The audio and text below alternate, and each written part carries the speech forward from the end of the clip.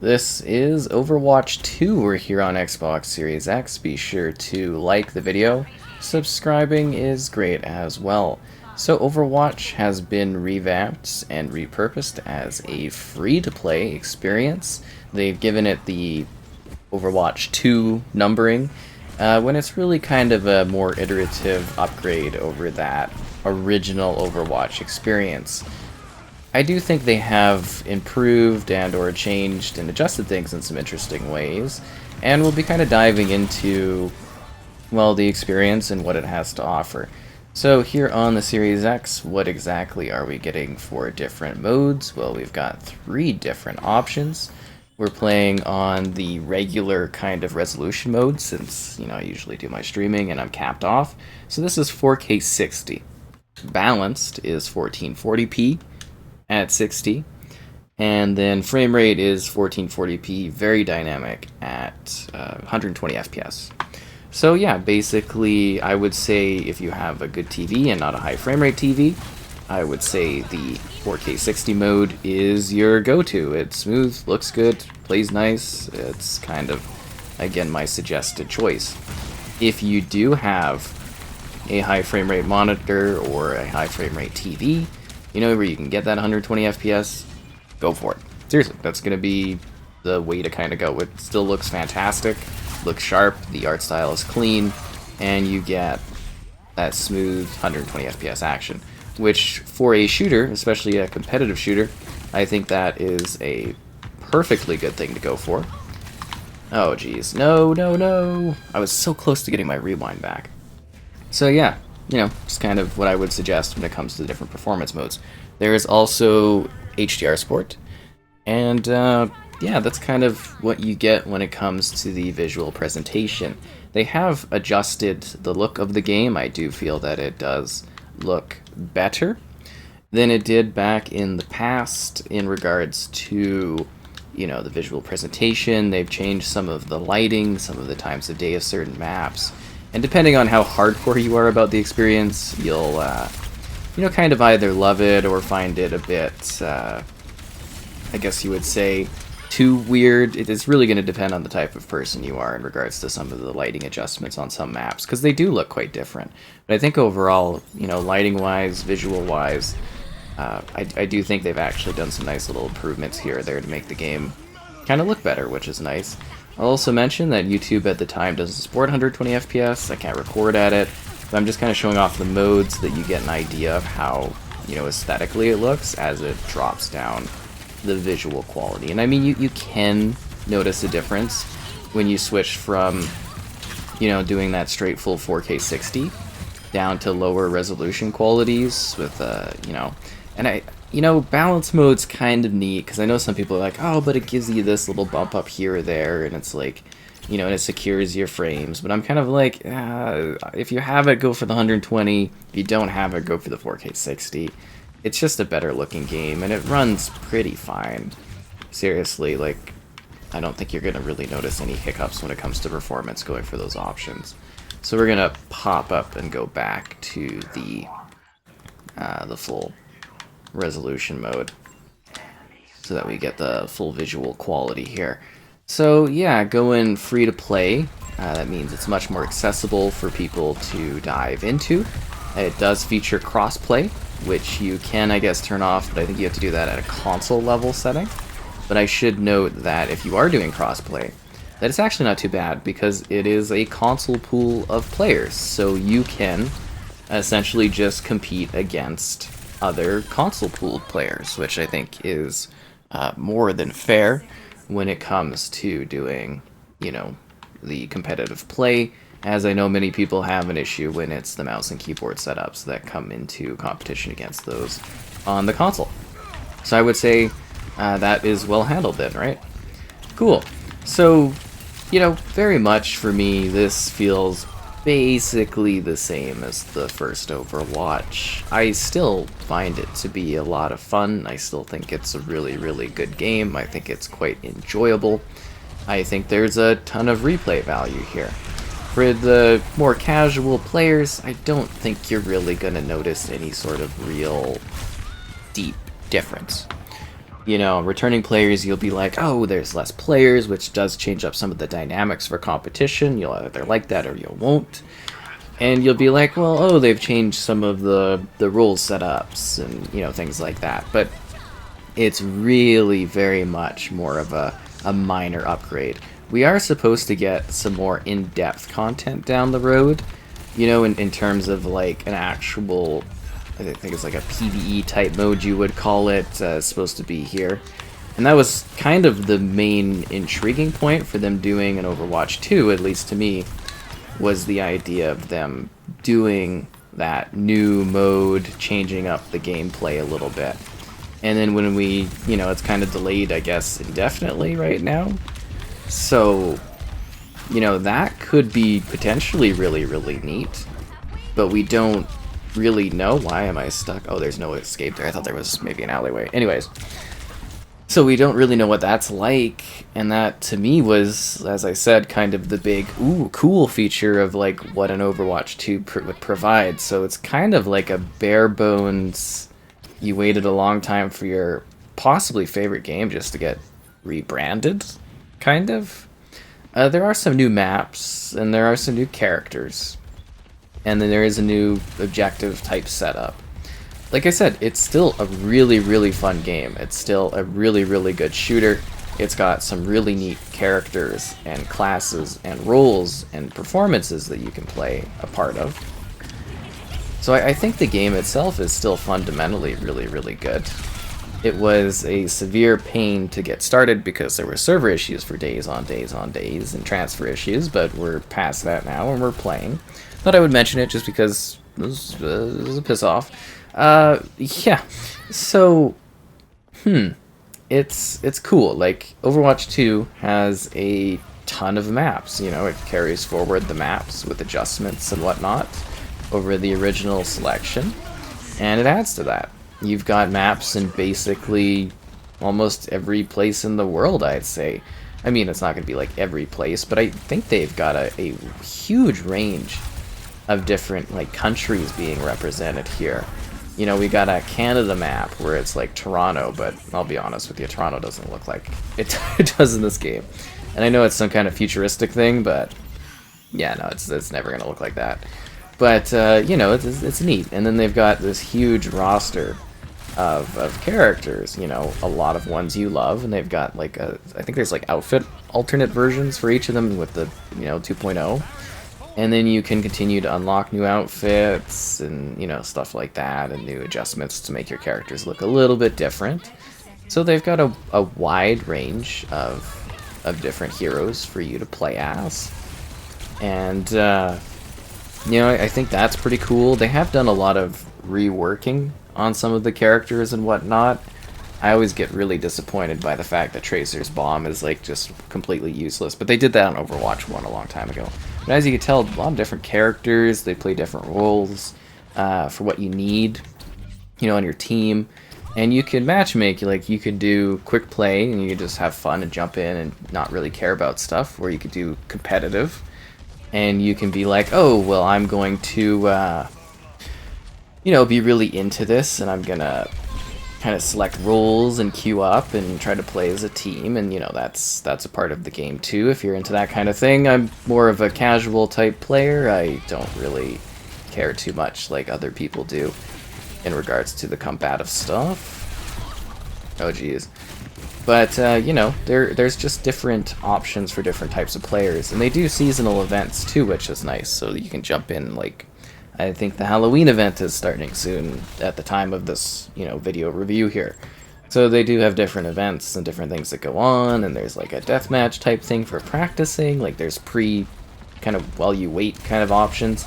But the core of the game is objective. And I quite like that, because it kind of forces you to work together to a small degree, and you're always pushing things, you know what I mean? Like, you need to either push and pull, or you defend.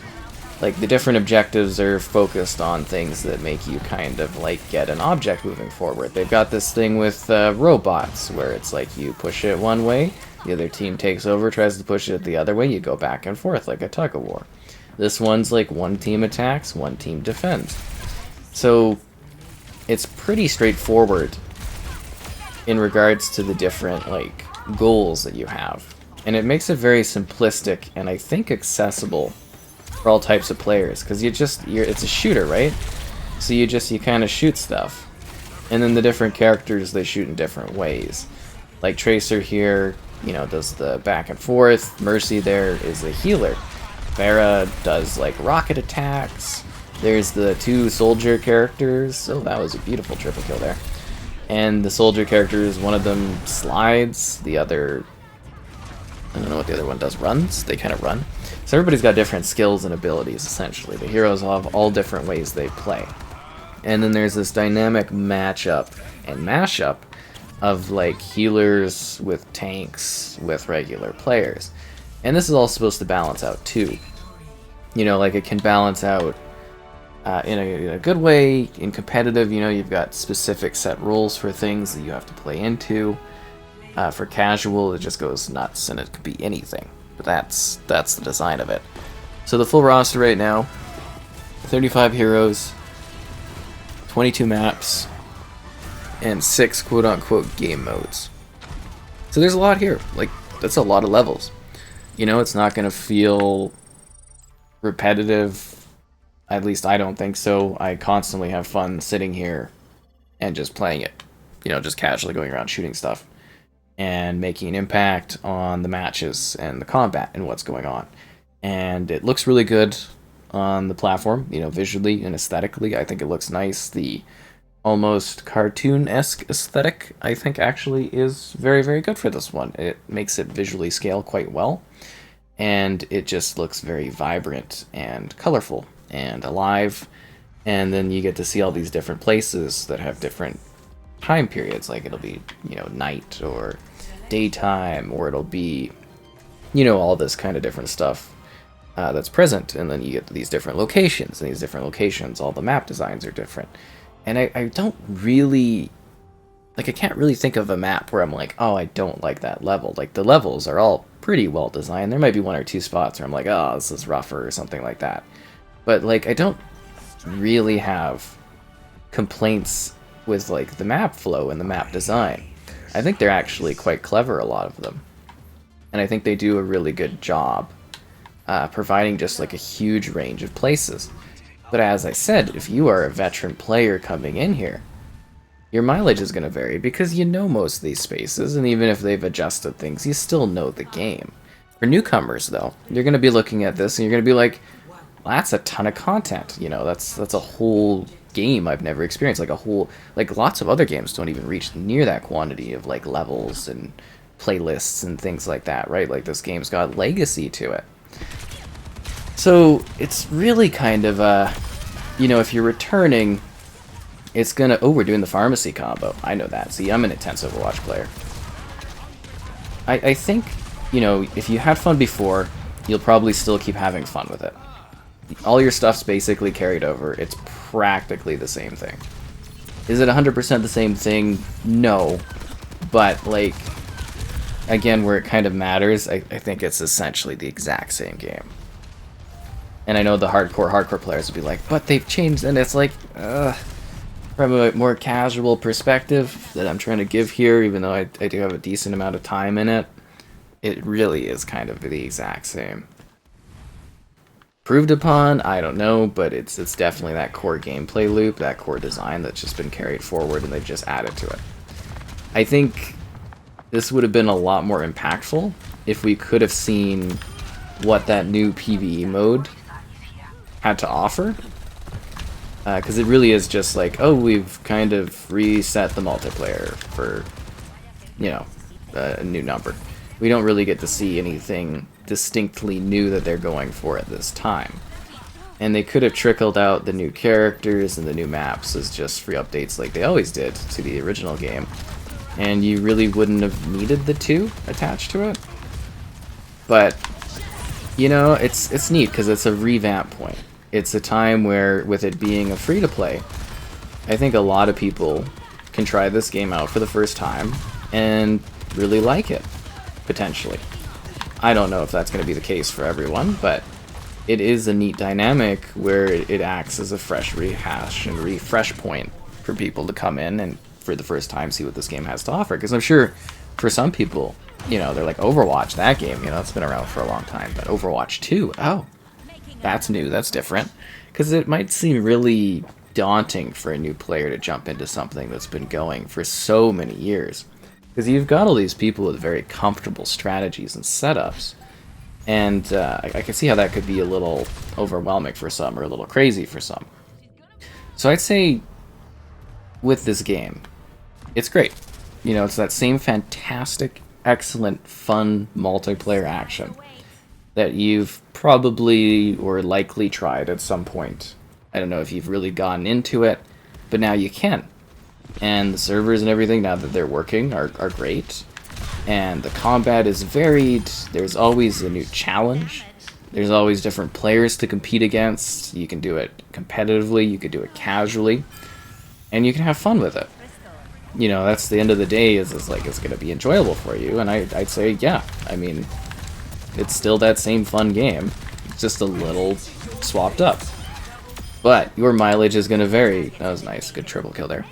Because if you've played this a lot, and you were looking for something more substantial to excite you coming back to it, I don't think that's really going to be present here. But I do think they've really, really put together a great experience. Past those terrible launch issues, past those other problems, the game itself is just fun. It's an easy, accessible, good shooter. Top of the line, basically hero shooter. There's not a whole lot that directly, I think, competes and stays at the level that this one does. They've, you know, they put together a good thing, and yeah, no, it had some extreme problems at launch. It definitely did. It was really, really annoying. But here we are. We've seen it getting fixed up. It's running well. It's looking great. It's got different performance options for us. Not really anything different from what Overwatch 1 had. But, you know, like I said, they did redo some of the environments. They redid some of the visuals. They've tweaked some of the gameplay. Characters have some different stuff, you know, different balances. So think of it less as like, you know, a completely new Overwatch. And think of it as more of a relaunch or a revamp of the game you've known. Except if you're a new player, then you're coming in and you're going to be like, whoa, look at all this stuff. And, you know, that's cool, because it might be for you. And with it being free to play, you know, basically the accessibility or the potential for new people to check it out is astronomically higher. Because there's no, you know, real barrier of entry to play the game. And I think that's a good idea. I think it just makes this game more available, more readily playable. And it's just a fun, good time.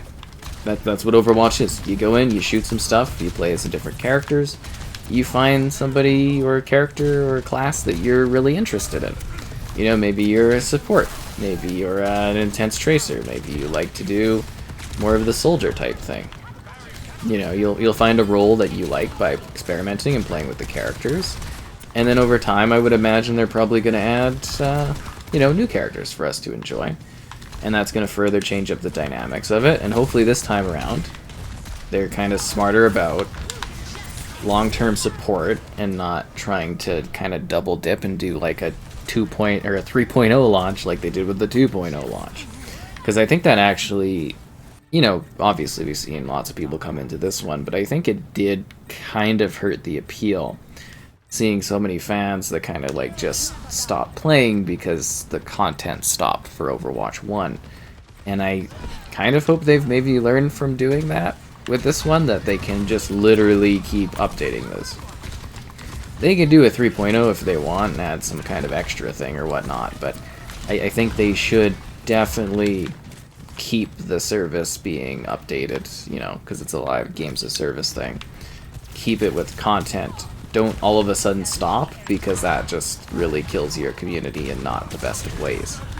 So hopefully they've learned some lessons. I look forward to seeing what happens with this. I mean, I think it's on a good trajectory off the bat, or trajectory, I guess you would say. I'm Very, very curious to see what the PvE mode is going to be like. We'll definitely be coming back to check that one out and doing another review or discussion or something on that one when it arrives. But it really does feel like this is just a, kind of 0.0 update to what came before.